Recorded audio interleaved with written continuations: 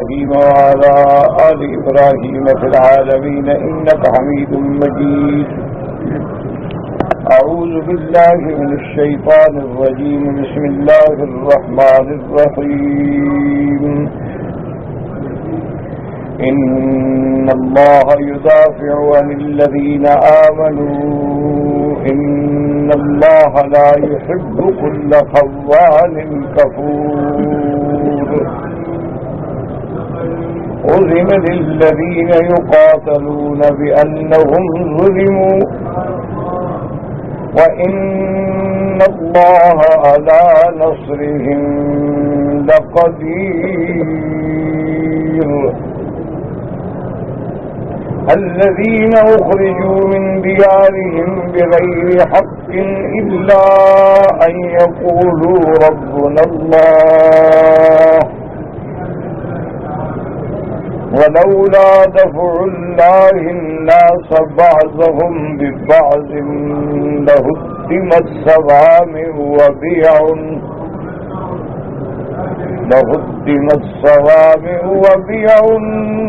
وصلوات ومساجد يذكر فيها اسم الله كثيرا ولينصرن الله من ينصره إن الله لقوي عزيز. قال المؤلف والمفسر رحمه الله تعالى يخبر تعالى أنه يدفع عن عباده الذين توكلوا عليه وأنابوا إليه شر الأشرار وكيد الفجار ويحفظهم ويكلأهم وينصرهم كما قال تعالى أليس الله بكاف عبده وقال ومن يتوكل على الله فهو حسبه إن الله بالغ أمره قد جعل الله لكل شيء قدرا. اب ان آیات مبارکہ میں اللہ تبارک و تعالی نے ارشاد فرمایا یخبر تعالی، اللہ نے خبر کہ اللہ اپنے مومن بندوں سے جو اللہ پہ توکل کرنے والے ہیں، اللہ کی طرف جھکنے والے ہیں، ایمان والے ہیں، ان کو شر اشرار سے اور مکر فجار سے، قید فجار سے حفاظت کرتے ہیں۔ اللہ ان کی خود حفاظت فرماتے ہیں، اعانت فرماتے ہیں، مدد فرماتے ہیں۔ اللہ نے فرمایا کہ جو میرے بندے ہیں، جو مجھ پر ایمان لاتے ہیں، تو پھر میں ان کی خود حفاظت کرتا ہوں، ان کو شر اشرار سے، قید فجار سے، قید مکار سے میں خود بچاتا ہوں۔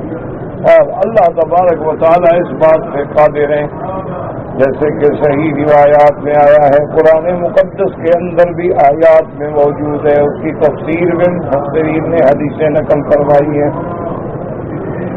أرأيت الذي ينهى عبدا إذا صلى، اللہ نے فرمایا دیکھو اس شخص کو جو منع کرتا ہے، جو روکتا ہے ایک بندے کو، مراد ہے محمد مصطفیٰ صلی اللہ علیہ وسلم، جب وہ نماز پڑھیں تو حضور جب نماز پڑھتے تھے مسجد الحرام میں، تو ابو جہل جو ہے نا ملعون، دشمن اسلام، دشمن نبوت، دشمن دین، تو ایک دن اپنی قوم سے کہنے لگا کہ بھئی میں نے سنا ہے کہ محمد الرسول اللہ صلی اللہ علیہ وسلم مسجد الحرام میں آ کے باقاعدہ نماز پڑھتے ہیں اور اللہ کو سجدہ کرتے ہیں۔ انہوں نے کہا کہ ہاں، کہنے لگا اچھا اگر ایسی بات ہے، واللہ اگر میں نے دوبارہ دیکھا تو مجھے خدا کی قسم ہے لہٰذا ان عنقہ، میں حضور کی گردن پہ نعوذ باللہ پاؤں رکھ کے دبا دوں گا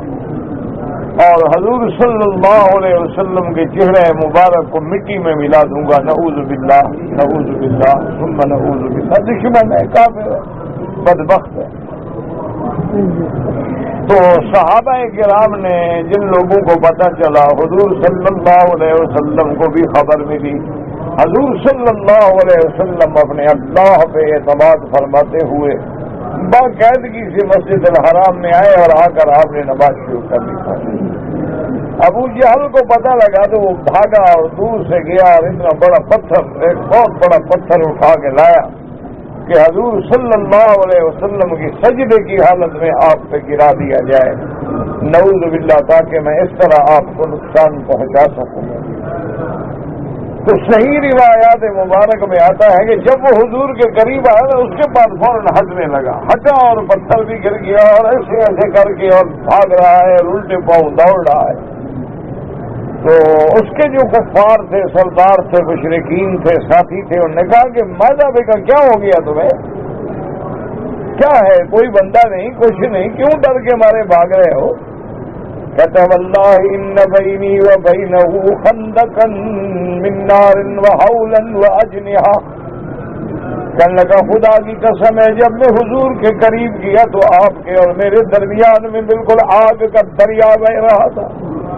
ایک خندق آ گئی، کھائی آ گئی آگ سے بھری ہوئی، اور اتنا ڈراؤنی شکلیں تھیں، اور وہاں کچھ پروں والے لوگ بھی تھے جن کے پر تھے. تو میں تو اس خوف اور دہشت کے مارے پیچھے ہٹ گیا. حضور صلی اللہ علیہ وسلم کو پتہ لگا، آپ نے فرمایا واللہ لو دنا منی لاخذته الملائکۃ جعلته عضوا عضوا او کما قال رسول اللہ صلی اللہ علیہ وسلم. حضور پاک نے فرمایا خدا کی قسم ہے اگر آج وہ میرے قریب آتا تو اللہ کے فرشتے اس کی بوٹی بوٹی کر کے پھینک دیتے اڑا کر، لیکن بدبخت ہٹ گیا اور میرے قریب نہیں آیا. تو اللہ اپنے بندوں کی خود نصرت فرماتے ہیں. اللہ تبارک و تعالیٰ ان کو قید اشرار سے خود حفاظت فرماتے ہیں. اللہ تبارک و تعالیٰ ان کی خود مدد فرماتے ہیں.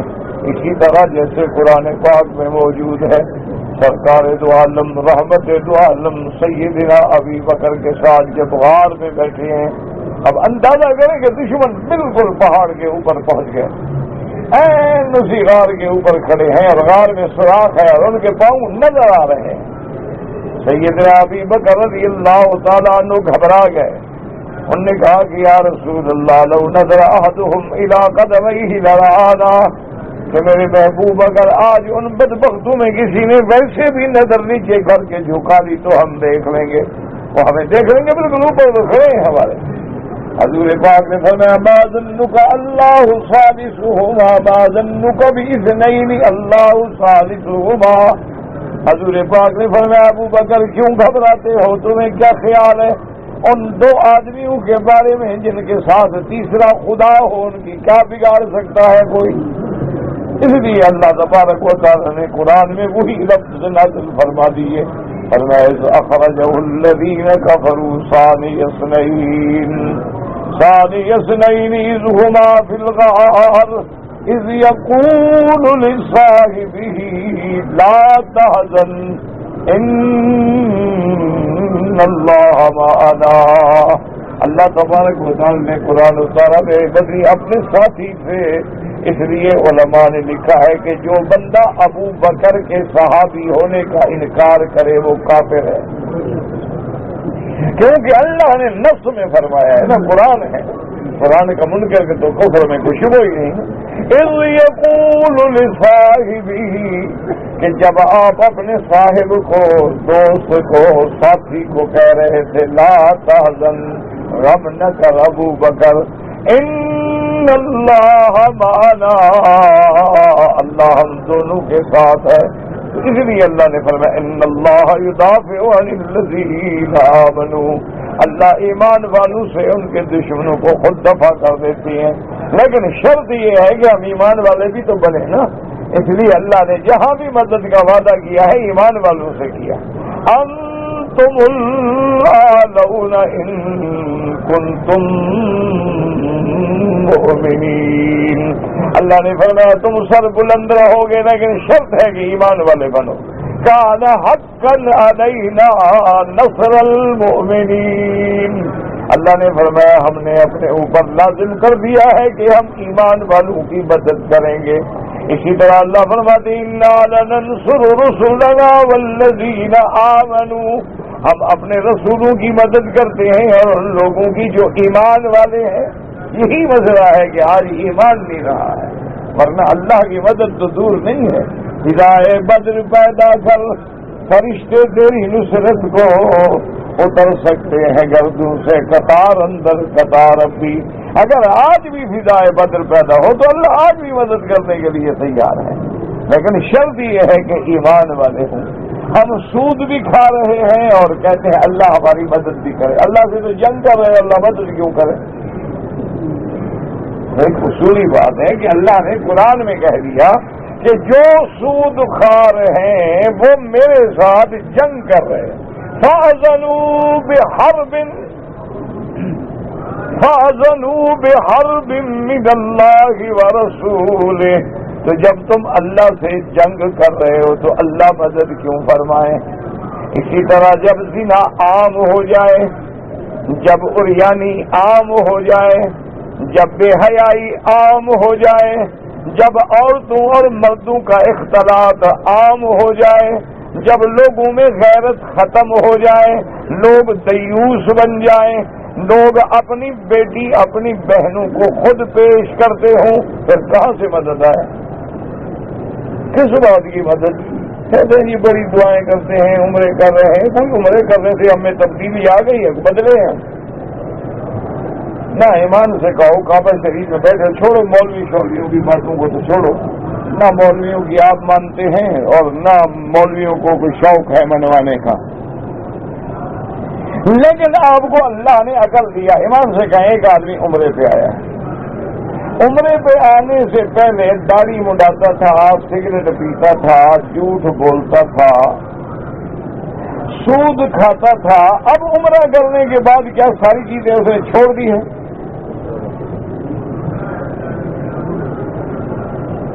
ٹھنڈے. کسی ایک آدمی کا کاروبار بینکوں سے ہے، ایکسچینج سے ہے، سٹے سے ہے، لاٹری سے ہے، سود سے ہے، جوئے سے ہے، قمار سے. ایک آدمی دوائیں بناتا ہے لیکن 2 نمبر کی، لوگ مر جائیں اس کو پیسہ ملے. ایک آدمی دودھ بیچتا ہے، اس میں پانی ہے.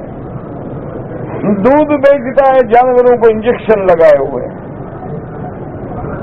آدمی آم بیچتا ہے، اندر دوائی ڈالی ہوئی ہے، اوپر سے پیلا ہو جائے اندر سے چاہے زہر ہو جائے.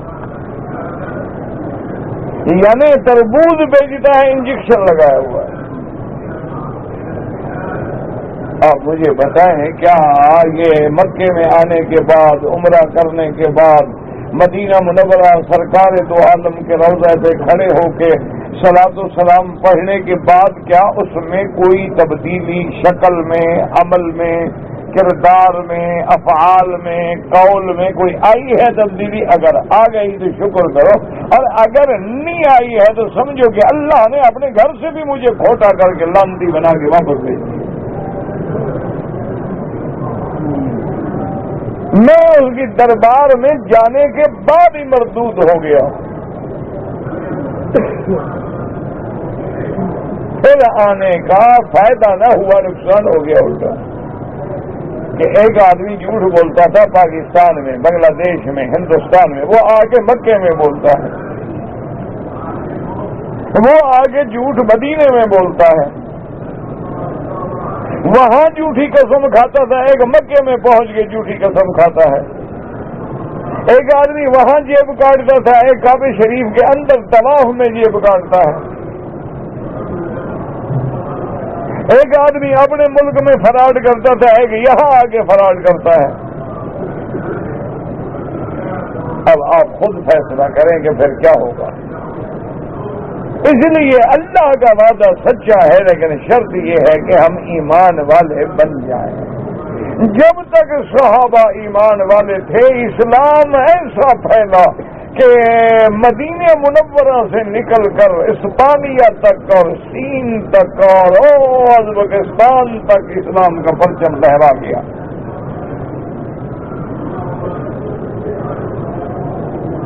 نہ ان کے پاس کوئی طیارے تھے، نہ جہاز تھے، نہ ٹینک تھے، نہ جدید مواصلات تھی، نہ ٹیکنالوجی تھی.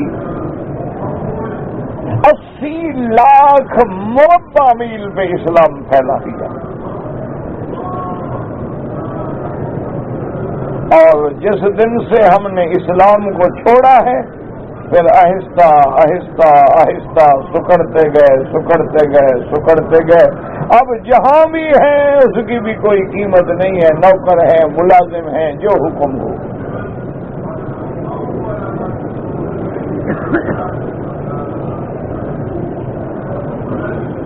اور بدقسمتی دیکھو کہ ساری دنیا کو اگر جعفر اور میر وہ ہے نا جی کہ جعفر اور صادق اور سب جب بھی غدار ملے مسلمانوں سے ملے ہیں.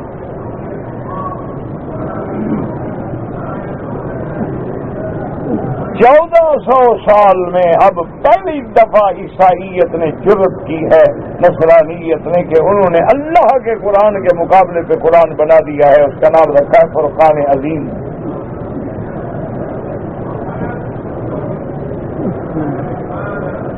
آپ کو کیا ہے، اب خواب غفلت میں پڑے ہیں. بپسی کولا کا ٹن ملتا ہے، انگلش سگریٹ ہے، آپ کو کیا ضرورت ہے ان غموں میں اپنا سر کھپانے کی. ہر آدمی کی جیب میں ماشاءاللہ موبائل ہے، کعبۃ اللہ کا طواف کر رہے، سبحان اللہ کے بجائے موبائل کی گھنٹیاں سن رہا ہے.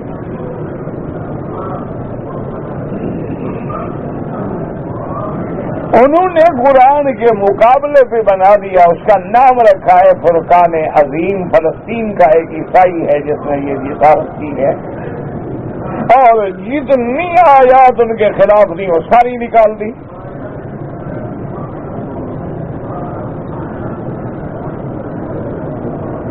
اور اپنی طرف سے بھی اس میں تحریف کی اور آیات کو ملا ڈالا.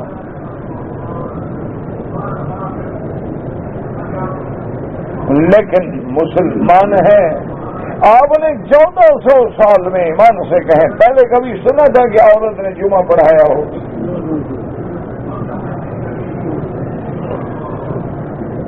اب اس کو آزادی باقی یہی رہ گئی ہے کہ اس کو جمعہ پڑھانے دو تو عورت آزاد ہے، اگر امام مسجد نہ بنانے دو تو عورت آزاد نہیں ہے.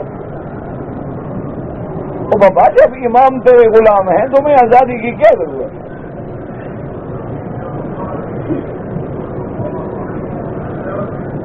آج تک آپ نے سنا تھا کہ میری بیٹی آئے کعبے میں عمرہ کرنے کے لیے اور ہزاروں روپے خرچ کر کے آئے، نیچے جین پہنی ہوئی ہے اور اوپر پردہ ہے، چادر ہے.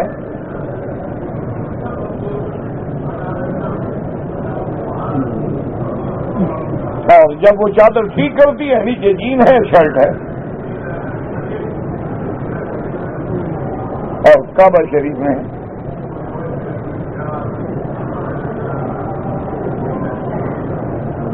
انا للہ و انا الیہ راجعون. بس غیرت نام ہے جس کا گئی تیمور کے گھر سے.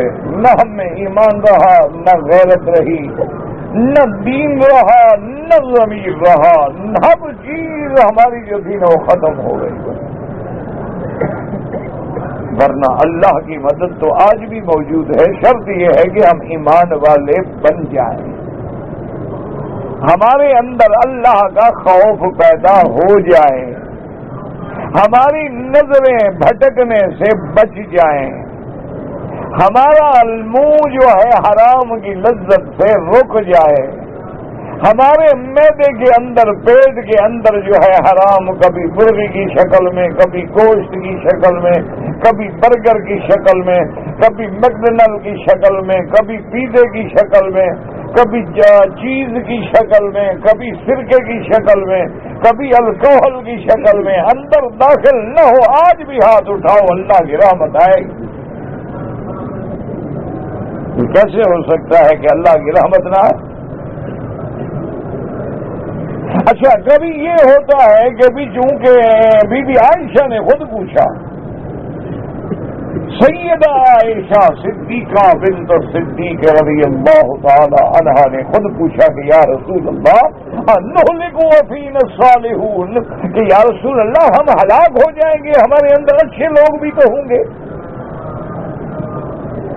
سارے تو بھیڑے نہیں ہوتے نا، ان میں کوئی نمازی ہوگا، تہجد گزار ہوگا، شب بیدار ہوگا، حلال کھانے والا ہوگا، فقیر ہوگا، مسکین ہوگا، اللہ سے ڈرنے والے لوگ بھی ہوں گے، پھر بھی ہم پر عذاب آ جائیں گے۔ آپ نے فرمایا ہاں اذا کثر فیکم الخبث، کہ جب بے حیائی اور برائی عام ہو جائے تو اللہ پھر سب کو عذاب میں رگڑ دیتے ہیں۔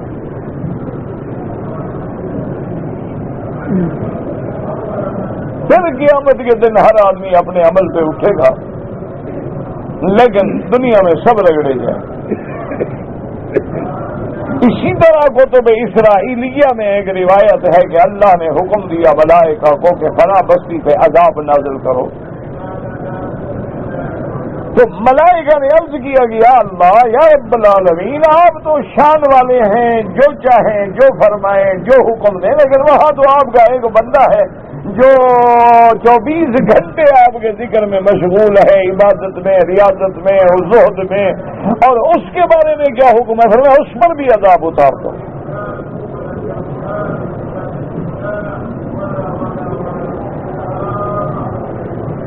انہوں نے عرض کیا کہ یا اللہ، فرمایا ہاں میں زیادہ جانتا ہوں، وہ عابد بھی ہے، زاہد بھی ہے، تہجد گزار بھی ہے، شب بیدار بھی ہے، لیکن جب اس کے ارد گرد پورے محلے میں گناہ ہو رہا ہے تو اس نے روکنے کی کوشش کیوں نہیں کی؟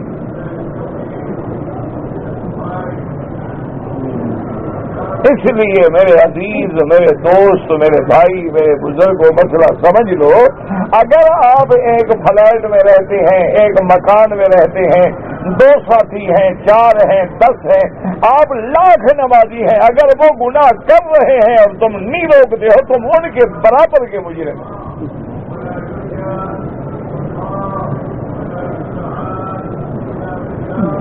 اور روکنے کا معنی کیا ہے؟ طاقت ہے، طاقت سے روک دو، طاقت نہیں ہے زبان سے روک دو، زبان سے نہیں روک سکتے ہو تو دل میں برا سمجھو، دل میں برا سمجھنے کا کیا معنی ہے؟ انہیں علیحدہ ہو جاؤ۔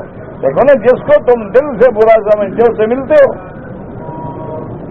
دل سے برا سمجھنے کا یہ معنی نہیں ہوتا کہ ہاں جی میں تو اس کام کو برا سمجھتا ہوں، میں تو فلم نہیں دیکھتا ہوں، میں تو سگریٹ کو برا سمجھتا ہوں، میری گندی چیز ہے، لیکن رہتے ان کے ساتھ ہو تو برا کیسے سمجھ رہے ہو؟ یعنی دل میں برائی کا معنی یہ ہے کہ تمہیں دل میں نفرت ہے اور ان سے الگ ہو جاؤ گے، بابا میں مقابلہ تو نہیں کر سکتا، میں جا رہا ہوں۔ ورنہ تم چاہے گناہ نہ کرتے ہو لیکن انہی کے ساتھ لکھے جاؤ گے کہ تم بھی گناہ کر رہے ہو۔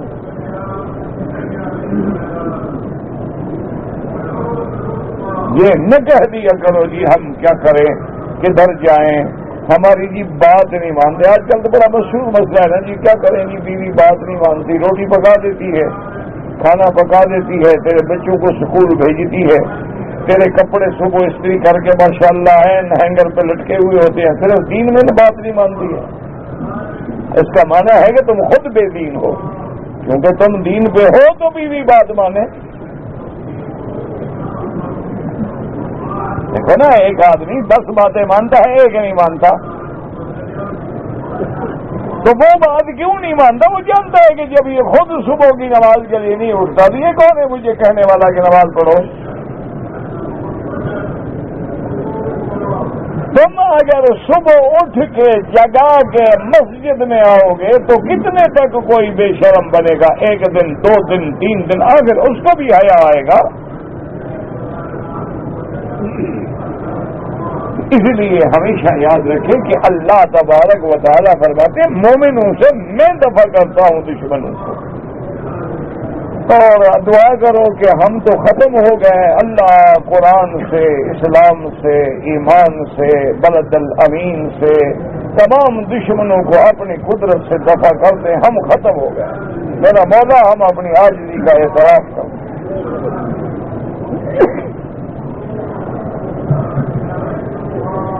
مسجد کی بنیادیں کھود کے اسی بنیاد پہ مندر کی بنیاد رکھ دی گئی۔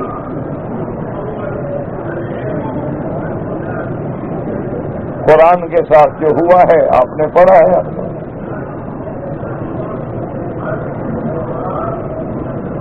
ایک ہم نے ظلم کرتے ہیں کہ در در پہ پھرایا جاتا ہوں، اللہ کا قرآن جو ہے کبھی مردوں پہ پھرایا جاتا ہوں، کبھی زندوں پہ پھرایا جاتا ہوں، کبھی لکھ لکھ کے پلایا جاتا ہوں. اب قرآن تو اسی لیے رہ گیا نا. کبھی لوگ جاتے ہیں ولی صاحب فال دیکھ کے بتلاؤ، وہ قرآن کھولتا ہے ماشاءاللہ یہ آیت کھل گئی ماشاءاللہ. یہ صحابہ کو فال نکالنا نہیں ہے، 1400 سال کے بعد مولوی صاحب نے کہاں سے سیکھی ہے.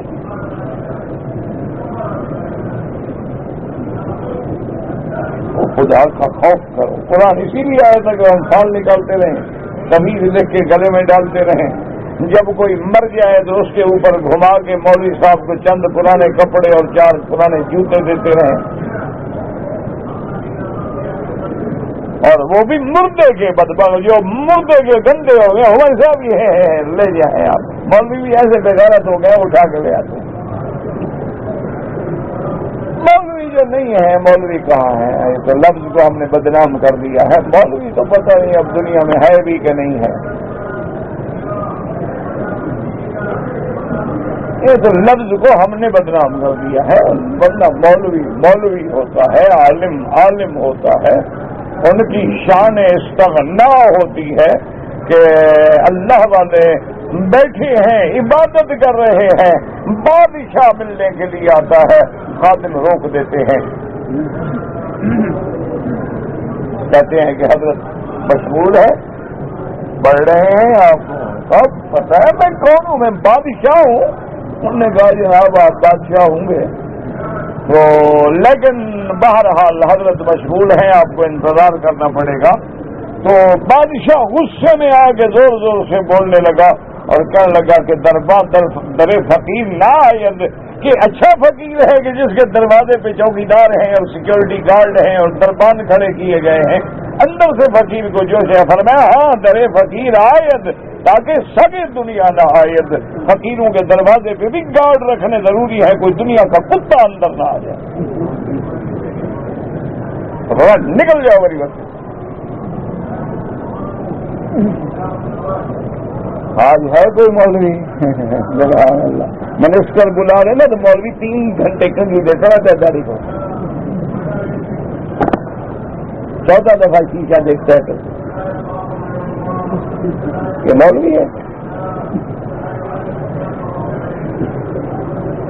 ایک دفعہ میں اللہ کے حرم میں بیٹھا ہوں، یعنی یہ نہیں میں اپنی پڑھائی کر رہا ہوں، میں ایک اتفاق سے گیا تھا. تو اس وقت ایک چیف منسٹر صاحب نے، میرے علم میں نہیں خدا جانتا ہے، میں اللہ کے گھر میں مجھے کوئی پتہ نہیں، انہوں نے اپنی طرف سے مہربانی کی، اللہ ان کو جزائے خیر دے، کہ انہوں نے مجھے جناب اپنا سرکاری مہمان بنا دیا. اب میں اترا تو پولیس اور کیمرے اور آگے اور پیچھے. میں نے کہا کیا بات ہے، چودھری سردار آئی جی ہوتے تھے اس وقت، اب شاید ریٹائرڈ ہو گئے ہیں، اور میرے ویسے دوست بھی تھے وہ.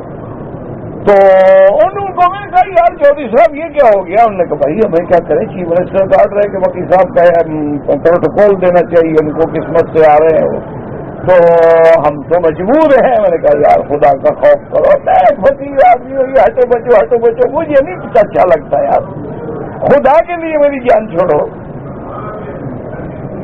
اس نے کہا حضرت ایسا کریں، میری نوکری کا سوال ہے، ابھی جلسے تک تو آپ چلے جائیں سرکاری اعزاز کے ساتھ، اور واپسی پہ جیسے آپ کہیں گے نا ہم آپ کے حکم کی تعمیل کریں گے. اب ہماری نوکریاں نہ خراب کریں آپ. میں جناب خدا کر کے 15 منٹ کے لیے ہوٹل میں گیا، اس کے بعد جلسہ گاہ میں گیا. یقین فرمائیں کہ جب وہ تشریف لائے نا جی، تو ہمارے بڑے بڑے مولوی، بڑے بڑے جبے کلہ والے ایسے آ گئے جھگڑے جیسے کوئی جدی غلام جو ایک میں بے وقوف بیٹھا ہوا تھا جلی ہوتا. آج بھی الحمدللہ وہ فوٹو میرے پاس ہے جو پریس میں آیا تھا. صرف میں ایک بندہ بیٹھا ہوں، اس کے جو سارے لوگ مولوی اور بھاگ رہے ہیں اور ہاتھ کھڑے کر رہے ہیں اور مل رہے ہیں اور ایسے ان پر گر رہے ہیں کہ سبحان اللہ، جیسے پتہ نہیں کیا پرساد بٹ رہا ہے. ایک میں بے وقوف بیٹھا ہوں اکیلا. میں تو نہیں اٹھتا. مجھے کیا پڑی ہے اس کے لیے کھڑا ہو جاؤں بھائی؟ نہ میرا استاد ہے، نہ پیر ہے، نہ مرشد ہے، نہ بزرگ ہے، نہ کوئی ایسا متقی ہے. اب بڑا برا بھی بڑا لگا ابھی ساری دنیا جو کھڑی ہو جائے ایک آدمی کو بیٹھا ہوا ہو. لیکن الحمدللہ میں بیٹھا رہا. اس کے بعد وہ تقریبیں ہو گئی اور اس کے فوراً بعد وہ چائے وائے تھی اور ساتھ ہی بہت بڑا اہتمام تھا، ٹینٹ وغیرہ شامیانے جیسے کوئی شادی کو بارات آئی ہوئی ہو. وہاں سے جناب دوڑتے ہوئے آدمی حضرت تو آپ کے لیے انتظار کر رہے ہیں چائے کا. میں نے کہا یار اذان ہو گئی مغرب کی، چھوڑو کیا چائے وائے پینے. میں وہی تیز نماز شروع کر دی اللہ اکبر کر کے، اور جو لمبی صورت مجھے یاد تھی نا میں نے وہ شروع کر دی تاکہ یہ سارا میلہ ختم ہو جائے اور میری نماز ختم ہو انشاءاللہ. ویسے میرے پیچھے 3 آدمی تھے نماز پڑھنے والے، باقی سارے چائے پہ بھاگ گئے. لیکن میں نے اپنی ضد پوری کی، اللہ کا کعبہ میرے سامنے ہے. اور واپس آ کے میں نے چودھری سردار سے کہا یار تم تو میرے دوست ہو، تم تو کچھ لحاظ کرو گے. اور میں نے کہا حضرت آپ چاہتے کیا ہیں؟ میں نے کہا میں نہ سرکاری مہمان، نہ پروٹوکول، نہ میں کوئی سیاسی آدمی، نہ لیڈر، نہ میری یہ عادات، نہ اس سے مجھے خوشی ملتی ہے اور مجھے وہیں پہنچا دو اور خدا کے لیے میری جان چلے. اس نے کہا جی دیکھیں ایسا کرتے ہیں آپ کو ہم وہاں پہنچا دیتے ہیں، یہ سب اپنے اپنے گھر چلے جائیں گے. جس دن آپ نے یہاں سے روانہ ہونا ہے نا آپ ہمیں فون کر دیں، پھر ہم آپ کو ایئرپورٹ پہ چھوڑ دیں گے. کچھ ہمارا بھرم بھی تو رکھو نا. میں نے کہا ابھی تو میری جان چھوڑنا. انہوں نے کہا میں ویسے رات کو آ جاؤں گا سلوار قمیص میں گپ شپ مارنے کے، تو دوستی ہے وہ الگ بات. ہم تو میں نے کہنا یہ نہیں کہ میری بہادری ہے اس میں کوئی بڑا فقیر تھا بزرگ تھا، لیکن اگر کوئی مولوی علماء کی عزت بڑھا نہیں سکتا تو خدا کے لیے توہین بھی نہ کرے علماء. اگر تم کسی علم کی علماء کو عزت نہیں دے سکتے ہو نا تو گھٹاؤ تو نہیں نا خدا کے لیے. اللہ معاف فرمائے جناب، جو ہم چندے کے لیے حشر کرتے ہیں، بھیک مانگنے کے لیے، ہمارے یتیم خانے ہیں، ہمارے مدرسے ہیں، ہمارے فلان ہیں، ہمارے فلان ہیں، لوگوں کے محل بن گئے ہیں. نہ ہمارے مدرسے بننے پورے ہوتے ہیں، نہ مسجدیں پوری ہوتی ہیں، نہ کبھی ہماری درخواست پوری ہوتی ہے. انا للہ و انا الیہ راجعون. بس دل سے دعا کر دیں کہ یا اللہ اپنی رحمت فرما، عالم اسلام پہ رحم فرما. یا اللہ اس حرمین کو قیامت تک ہر فتنے سے محفوظ فرما، اور جتنے اسلامی ملک ہیں میرا اللہ ان کو صحیح معنوں میں اسلامی ملک بنا، مسلمانوں کے ملک نہ بنا. بس دل سے دعا کیا کریں. اور جتنے مسلمان ہمارے کافروں کے ملکوں میں ہیں، دشمن ان کی عزت و عصمتوں سے کھیل رہے ہیں، ان کی مسجدوں سے، دینی مدرسوں سے، قرآن سے، اللہ ان مسلمانوں پہ رحم کرے. بس دعا کیا کرو، اور میرے لیے بھی کبھی ہو سکے تو کر دیا کرو، نہ کرو تو تمہاری مہربانی، کر دو تو جزاک اللہ، نہ کرو تو جزاک اللہ. میری بھی بہت کچھ پریشانیاں ہیں، تکلیفیں ہیں. ہو سکے جب یاد آئے دعا کر دیا کرو بس، اور کچھ نہیں چاہیے آپ سے، صرف دل سے. اور وہ بھی جب کبھی یاد آئے، رات کو، دن کو، نماز میں، کسی بھی جگہ دل سے بس میری پریشانیوں کے لیے دعا کر دیا کریں کہ انسان ہیں، عاجز ہیں اور کمزور ہیں. انما اشکو بسی وحزنی الی اللہ. اللهم إليك أشكو ضعف قوتي وقلة حيلتي وهواني على الناس يا أرحم الراحمين. تو اس لیے اللہ پاک فرما. اور اس کے بعد دیکھیں أليس الله بكاف عبده، کیا بندے کو اللہ کافی نہیں ہے؟ کہو ہاں کافی ہے، بلا.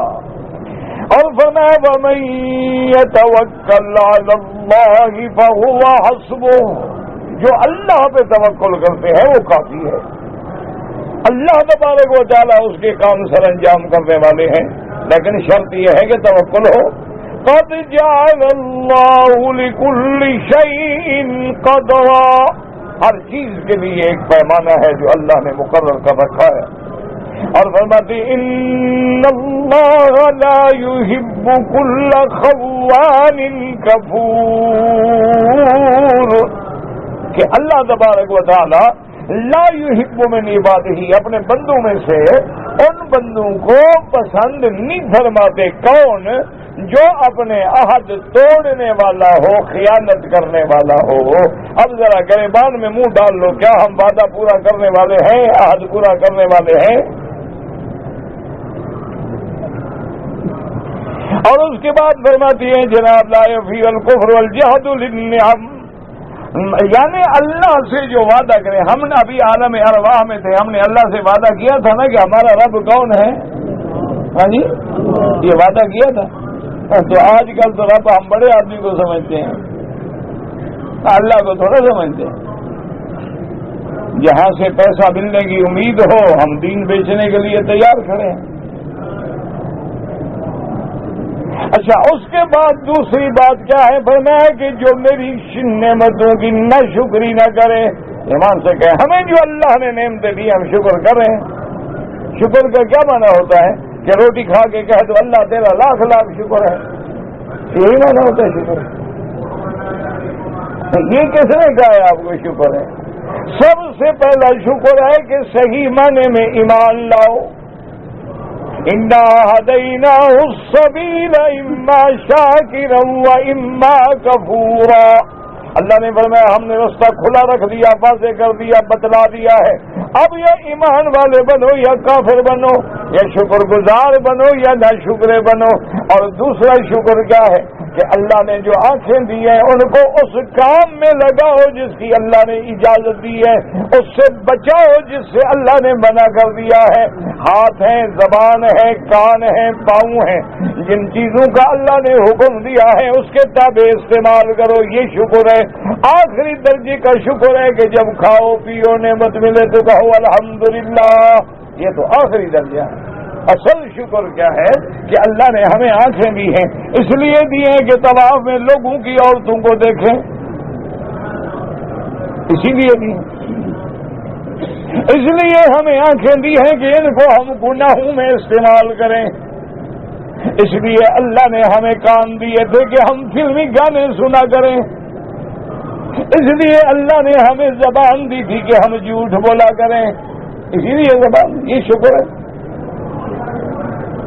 اس لیے اللہ نے ہمیں پاؤں دیے تھے کہ ہم شر میں، فساد میں اور ہر قسم کی برائی میں چلیں، یہ سب سے بڑی ناشکری ہے۔ دیکھو نا، اینک جو ہے یہ پہننے کے لیے ہے، پڑھنے کے لیے ہے، اگر اس کو کوئی جوتے میں ڈال کے اوپر پاؤں رکھ دے تو یہ کیا اس کا صحیح استعمال ہے؟ بس یہ سمجھ لو کہ شکر کا معنی کیا ہے کہ اللہ نے جو جو نعمت دی ہے وہ اس کے حکم کے مطابق خرچ ہو۔ اللہ نے پیسہ دیا، نعمت ہے، لیکن حلال میں خرچ ہو۔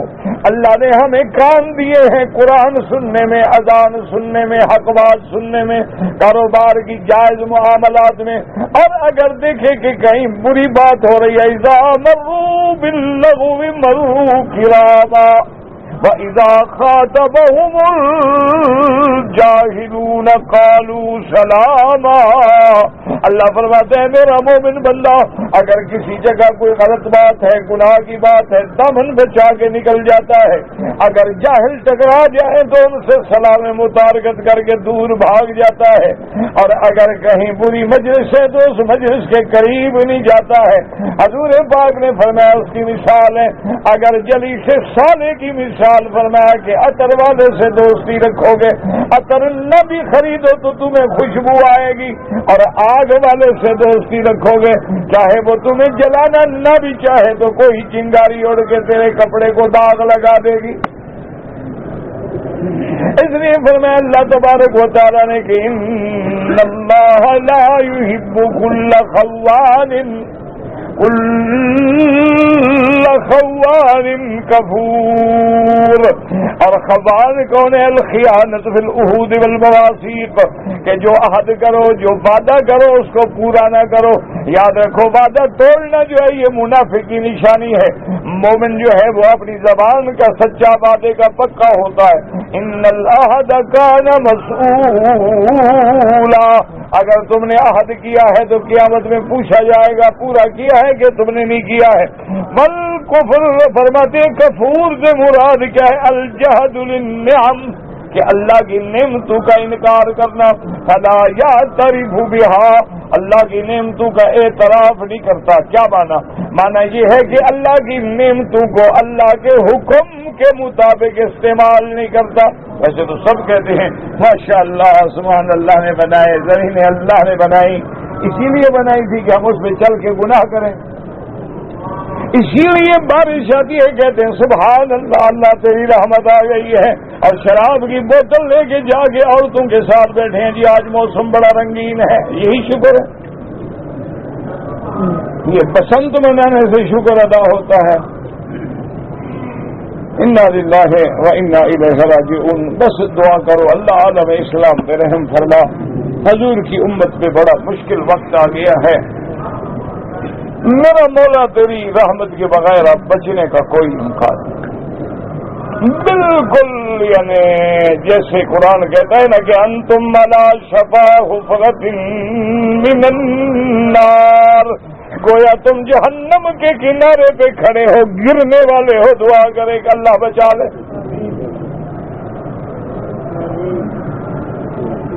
اللہ اکبر. میرا بھائی بطور دوا اگر اس میں الکوہل ہے تو علماء اجازت دیتے ہیں، لیکن شرط یہ ہے کہ اس کے بجائے اور دوائی نہ ملے. اور میں نے کل بھی عرض کیا تھا کہ بعض علماء فرماتے ہیں متاخرین کہ الکوہل کو جب ہومیوپیتھک دوائی میں ڈالا جاتا ہے یا پرفیوم میں ڈالا جاتا ہے یا یوڈیٹائل اور کولونیا میں ڈالا جاتا ہے تو وہ تبدیل ہو جاتا ہے، اس کی اپنی اصل ماہیت نہیں رہتی.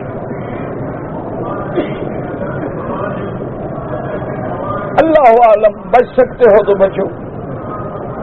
سنت مؤکدہ اور غیر مؤکدہ کے پڑھنے میں کوئی فرق نہیں، لیکن مؤکدہ مانا زیادہ تاکید والی، جن کے بارے میں میرے محبوب نے زیادہ تاکید فرمائی ہے وہ مؤکدہ ہو گئی. اور جو حضور نے کبھی پڑھی ہے اور کبھی نہیں پڑھی ہے تو غیر مؤکدہ ہو گئی. کہتے جی کہ مسجد عائشہ سے عمرہ کرنا امام ابو حنیفہ رحمۃ اللہ علیہ اور امام شافعی رحمۃ اللہ علیہ کے نزدیک تو کسی ابہام کے بغیر جائز ہے، چاہے جتنا مرضی آئے عمرے کرے. لیکن امام احمد بن حنبل رحمۃ اللہ علیہ فرماتے ہیں کہ کوئی ضرورت ہے، کوئی عذر ہے، عمرہ نہیں کر سکا تو کرے ورنہ نہیں. کہتے جی کہ انشورنس کرنا اور کرانا جہاں قانونی مجبوری ہو تو وہاں ہم مجبور ہیں. مثلا ایک ملک میں آپ فیکٹری نہیں کھول سکتے، آپ گاڑی نہیں چلا سکتے جب تک کہ انشورنس نہ کروائیں تو ہم پہ کوئی گناہ نہیں، ہم انشورنس کروائیں گے کیونکہ اس ملک میں ہم نے رہنا ہے، اس ملک کے قوانین کے ہم پابند ہیں. کیا کریں، مجبوری ہے. اگر تیرے اختیار میں ہو تو پھر نہ کراؤ. کہتے جی کہ ہمارے ہاں جو کونڈے پکاتے ہیں اور 11ویں پکاتے ہیں خالص بدعت ہے، ناجائز ہے، قرآن و حدیث کے خلاف ہے.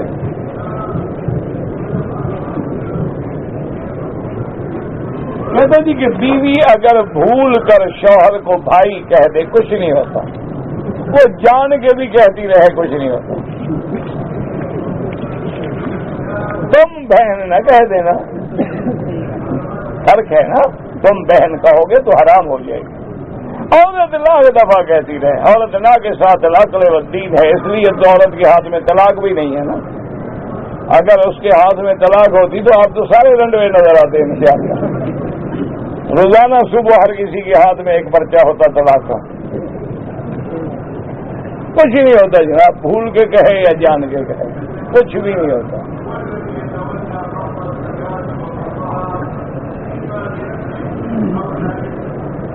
میں عمرے پہ آیا ہوں، بخار ہے مجھے، اللہ شفا عطا فرمائے. میرا بھائی دوا بھی لے لو، یہ 7 ہسپتال ہے، حرم شریف کے اندر بھی ہسپتال ہے. حرم شریف کے دروازے پر بھی ہسپتال ہے، مستشفیٰ جہاد ہے، اور حرم کے اندر بھی اللہ حکومت کو جدائے خیر دے، یہ آپ ابھی گزریں گے نا تو حرم کے اندر بھی ڈسپنسری ہے ایمرجنسی کے لیے، آپ جائیں، آپ ڈاکٹروں کو دکھائیں، اردو اسپیکنگ ڈاکٹر موجود ہیں، آپ دوائی بھی لیں اور اللہ سے دعا بھی کریں، ہم بھی دعا کرتے ہیں اللہ سب کو شفا دے، اللہ ہمارے بیماروں کو، ہمیں، آپ کو، سب کو شفا دے۔ 1988 میں حج کے لیے آئے تھے، مدینہ منورہ گئے تھے، احرام نہیں باندھا، مجھے نہیں پتا نا، یہ کل بھی آپ نے بھیجا تھا، مجھے کیا پتا کہ احرام کیوں نہیں باندھا۔ اگر بغیر کسی عذر کے انہوں نے احرام نہیں باندھا تو ان کے ذمہ ایک دم بھی ہے، اور اللہ جب توفیق دے عمرہ بھی قضا کریں۔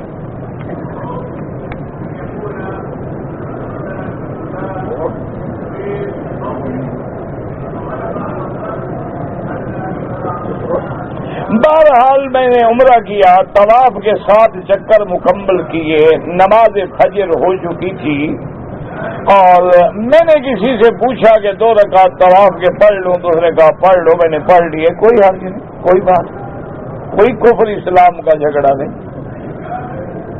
امام ابو حنیفہ رحمۃ اللہ علیہ کے نزدیک یہ ہے کہ یہ اوقات مکروہہ ہیں، فجر کے بعد طواف کرو تو سورج نکلنے سے پہلے 2 رکعت نہ پڑھو، عصر کے بعد کرو تو مغرب سے پہلے نہ پڑھو۔ اگر باقی ائمہ فرماتے ہیں کہ اللہ کے حرم میں گنجائش ہے، جائز، وہ بھی کہتے ہیں اجازت ہے، یہ نہیں کہتے کہ ایسا کرو، یعنی کر لو تو کوئی حرج نہیں، لہذا اگر کر دیا تو کوئی حرج نہیں، کوئی کفر اسلام کا مسئلہ تو نہیں ہے۔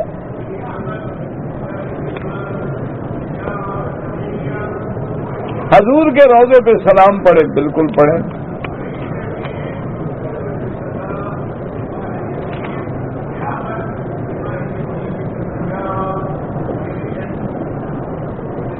کہتے جی کہ امام صاحب حرم میں ہوں یا مساجد میں، تو جب وہ اللہ اکبر کہتے ہیں اس کے چند سیکنڈ کے بعد مکبر اللہ اکبر کہتا ہے، ہم کس کی اتباع کریں گے؟ امام کی، ہم مقتدی اس کے تھوڑے، ہم تو امام کے مقتدی ہیں۔ وہ تو ایک احتیاط ہوتی ہے کہ جہاں آواز نہ پہنچے اس کی آواز پہنچ جائے، لوگوں کی نماز خراب نہ ہو۔ اگر امام کا سپیکر فیل ہو جائے تو اس کا نہیں ہوگا، اس کا فیل ہو گیا، امام کا نہیں ہوگا، چلو لوگوں کی نماز صحیح ہو جائے۔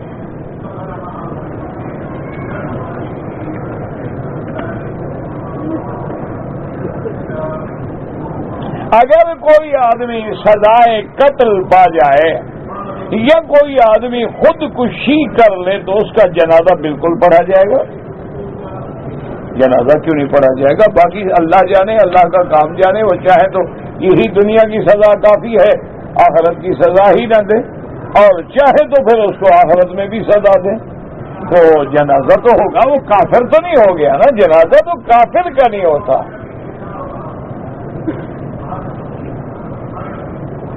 ایک آدمی کو دل کی تکلیف ہے، وظیفہ بتلائیں، مجھے وظیفے آتے تو میں آپ کو دعا کے لیے کہتا ہوں، ہاں اگر مجھے وظیفے آتے، بابا وظیفے پیر بتاتے ہیں، میرے جیسا ایک بے وقوف گناہگار آدمی، جاہل آدمی کیا وظیفے بتائے گا؟ بس قرآن پڑھا کرو، جو قرآن کے دعائیں ہیں وہ سب سے بڑا وظیفہ ہے۔ اللہ، اس سے بڑا وظیفہ ہم نے کوئی نہیں دیکھا کہ جب بھی تمہیں موقع ملے نا اللہ کا قرآن پڑھو، بس۔ اگر میرے جیسے بے وقوف کی بات ماننی ہے، باقی وظیفے پوچھنے ہیں تو کسی پیر کو ڈھونڈو، کسی بزرگ کو ڈھونڈو، ان کو آتے ہیں وظیفے، ہمیں تو آتے جاتے نہیں، ہمیں تو کبھی بزرگوں نے بتائے بھی، ہم ایسے نلائق ہیں، ہم سے تو وہ بھی نہیں پڑھے جاتے۔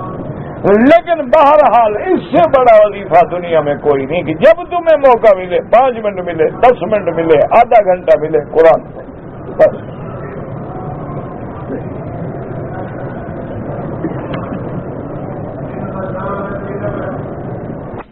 مدینے کے رہنے والے آدمی نے مکہ شریف سے سفر شروع کیا، حالانکہ مکے میں عشاء کی اذان ہو گئی تھی۔ وہ وادی عصفان جب پہنچا تو پھر اس نے عشاء کی نماز پڑھی، بالکل قصر پڑے گا، مسافر ہے، سفر میں۔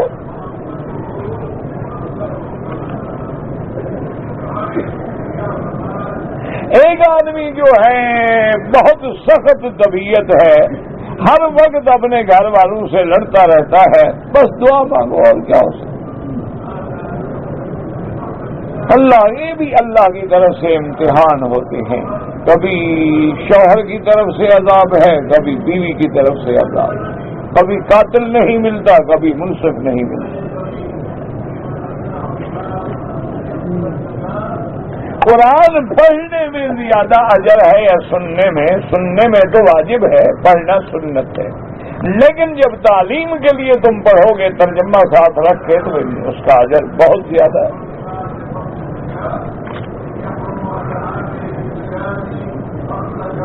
ایک اجمی آدمی کے لیے قرآن حفظ کرنا لازمی ہے، ہر کسی کو حافظ کرنا بننا کوئی ضروری نہیں، بس اتنی صورتیں یاد کر لو جو تمہاری نماز ٹھیک ہو جائے، باقی اللہ حافظ بنا دے تو سبحان اللہ، لازمی کوئی نہیں کہ ہر اجمی جو ہے وہ حافظ بنے۔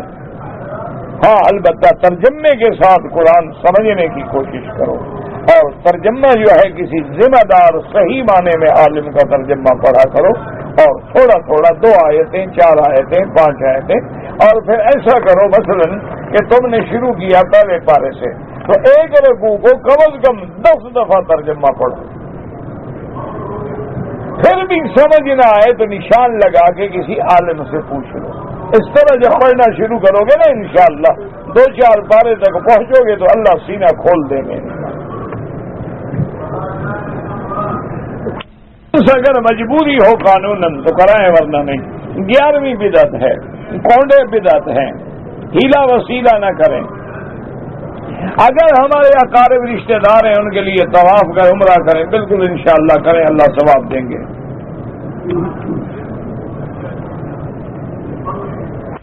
قربانی کے جانور بیچتے ہیں، بہت گناہ ہے، غلطی کرتے ہیں، نہ بیچا جائے نہ خریدا جائے۔ اگر اذان مغرب کے بعد لوگ پڑھتے ہیں 2 رکعت نفل پڑھتے ہیں، اور کیا پڑھتے ہیں؟ استلام کا معنی ہے ایسے ہاتھ لگانا، بسم اللہ اللہ اکبر۔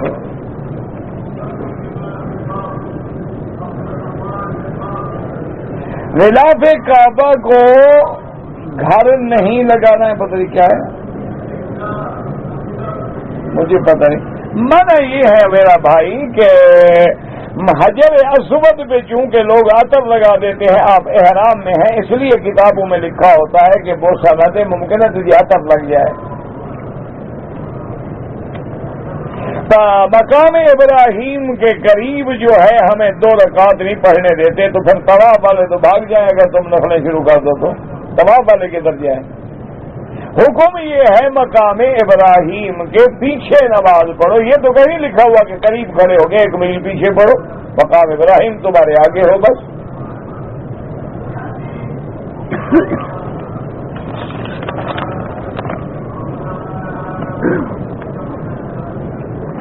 کی شادی ہوئی طلاق ہو گئی، پھر شادی ہوئی طلاق ہو گئی، پھر منگنی ہوئی ختم ہو گئی، اب چوتھی جگہ شادی کرتی ہے تو کہتی ہے داڑھی کٹواؤ، اور اسی لیے تو طلاقیں ہو رہی ہیں، پھر بھی سمجھ نہیں آتی اس کو۔ اللہ کا عذاب 4تھے دفعہ بھگت رہی ہے، پھر بھی اس کو حیا نہیں آتی، تو میں کیا مسئلہ بتلاؤں؟ نہ اس کو مسئلے بتلانے کی کیا ضرورت ہے؟ یاد رکھو، اگر کوئی آدمی عورت ہو یا مرد کہے مجھے داڑھی بری لگتی ہے کٹواؤ، وہ کافر ہو جاتا ہے، نکاح اس کا ہوتا ہی نہیں۔ ایک ہے داڑھی نہ رکھنا، وہ گناہگار ہے، ایک ہے داڑھی کو برا کہنا، تو اس نے سنت محمد مصطفیٰ کو برا کہا ہے، وہ کافر ہو جاتا ہے۔ بات کو سمجھے، بہت سارے بچے ہیں نوجوان نہیں رکھتے بیچارے، دعا کرو اللہ ان کو بھی ہدایت دے۔ گناہ کبیرہ ہے، فاسق فاجر بن جاتا ہے آدمی، لیکن ایک ہے کہ نہیں آپ کی داڑھی مجھے گندی لگتی ہے، بیوی کہتی ہے کہ منڈوا ڈالو، تو کافر ہو گئی، نکاح ویسے ہی ختم ہو گیا، ضرورت ہی نہیں ہے نکاح کی۔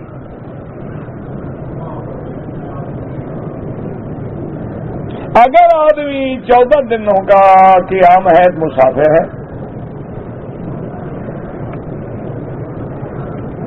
اور یار 20 دفعہ تو پوچھا ہے کہ بیوی اگر خاوند کو بھائی کہتے تمہیں فکر کیا پڑا ہوا ہے، کچھ نہیں ہوتا،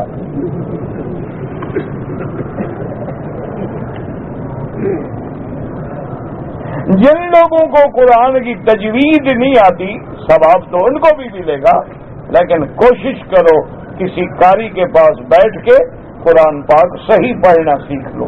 چلو ایک سورت 2 سورتیں جتنی ہیں اس کو تو ٹھیک کر لو نا.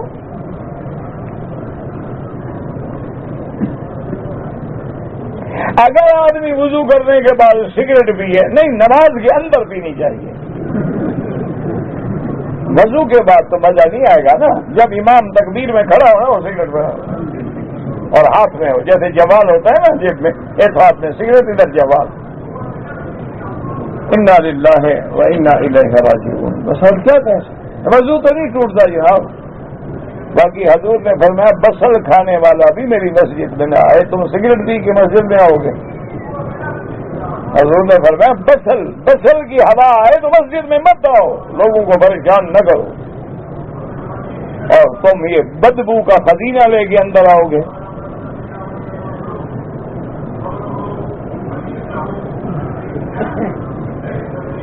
آپ سے مجھے ایک ضروری کام ہے، تو آپ عشاء کے بعد مجھے مل لیں. میں کون سا کوئی افسر ہوں کہ میرے لیے اپائنٹمنٹ لینا پڑے گا تمہیں؟ عشاء کے بعد یہاں بیٹھ جاؤ، جب میں آؤں تو مجھے مل لو، کوئی بات حاضر.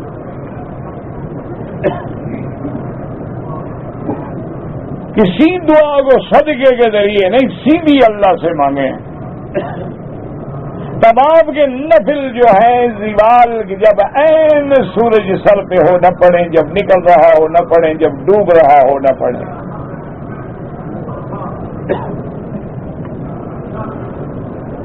مدینے میں اگر ہماری قوم حضور کے قدموں پہ لگ جائیں، کیسے قدموں پہ لگ جائیں؟ مانا حضور کے حکم پہ چلیں، یہ مانا ہے قدموں پہ لگنے کا.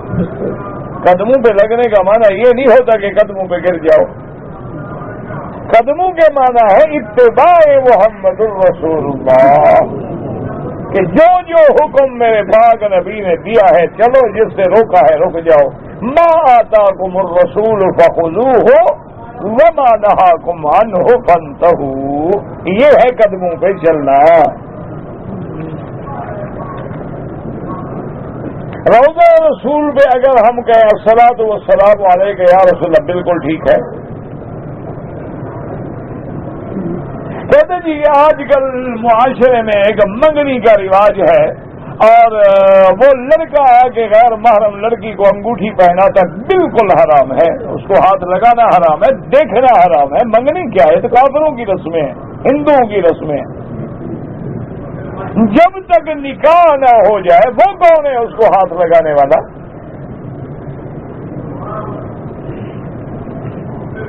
کہتے جی کہ اقامت کے وقت لوگ مسواک کرتے ہیں، جو یہ آتا ہے عند کل صلاۃ، تو اس لیے بعض محدثین اور ائمہ نے اس کا معنی یہ کیا کہ نماز سے پہلے، نماز کے قریب.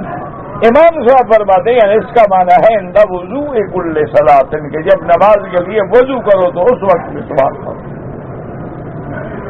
تو کوئی ایسی بات نہیں، کوئی جھگڑا نہیں. یہ تو اعلیٰ اولیٰ کے مسائل ہیں، لڑائی جھگڑے کے مسئلے ہیں ہی نہیں.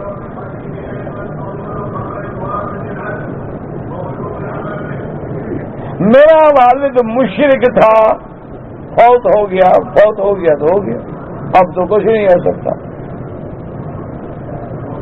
شرک پہ اگر مر جائے تو اس کے لیے تو بخشش بھی نہیں مانگ سکتے. وما كان استغفار ابراہیم لأبیہ الا عن موعدۃ وعدها إياه فلما تبین له انه عدو للہ تبرأ منہ. اللہ نے فرمایا ابراہیم کو بھی اس وقت تک دعا مانگنے کی اجازت تھی جب تک بات پکی نہیں ہو گئی. جب آدر شرک پہ مر گئے حکم ہو گیا کہ اب بالکل دعا بھی نہیں کرنی مشرک کے لیے.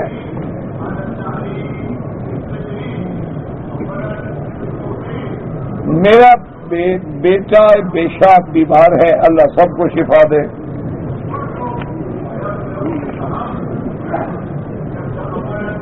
کہتے جی کہ عمرہ ختم کرنے کے بعد میں بال کٹوانے کے لیے جا رہا تھا، غیر ارادی طور پہ ناک میں ہاتھ ڈالا تو کچھ بال ٹوٹ گئے. کچھ بھی نہیں ہوتا.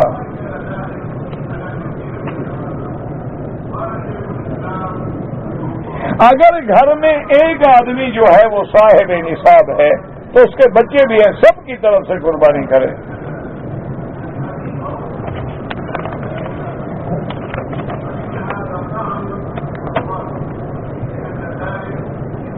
اگر ایک امام نے عصر کی نماز 4 رکعتوں کے بجائے 5 رکعت پڑھا دی، لیکن آخر میں سجدہ سہو کر لیا، ٹھیک ہو گئی نماز، بالکل ٹھیک ہے، بالکل سب کے نزدیک سجدہ سہو کافی ہے۔ اگر حرمین شریف ہے، حرم مکہ کی حدود میں گناہ کرے تو لاکھ لکھا جائے گا، نہیں، گناہ تو 1 لکھا جائے گا، لیکن برباد کرنے کے لیے 1 ہی کافی ہے۔ دیکھو نا، اب چوری عام آدمی کے گھر سے کرو تو چوری ہے، لیکن بادشاہ کے گھر سے کرو ہے تو چوری، لیکن وہ جو سزا ملے گی خود اندازہ کر لو۔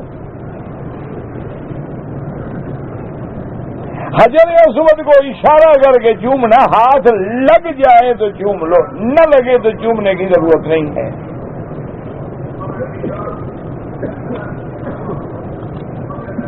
جو غسل واجب نہیں ہے اس میں وضو ضروری ہے، نہیں، لیکن اگر اس کے بعد آپ نماز پڑھنا چاہتے ہیں تو پہلے وضو کریں پھر غسل کریں۔